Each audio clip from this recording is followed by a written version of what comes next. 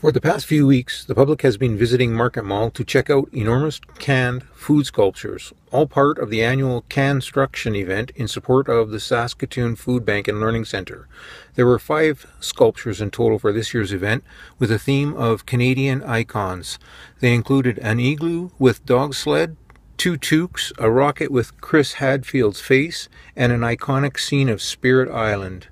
Organizers say that the event has brought in over 88,000 pounds of food over the last 3 years, and they expect this year's event to take them over the 100,000 pounds of food mark.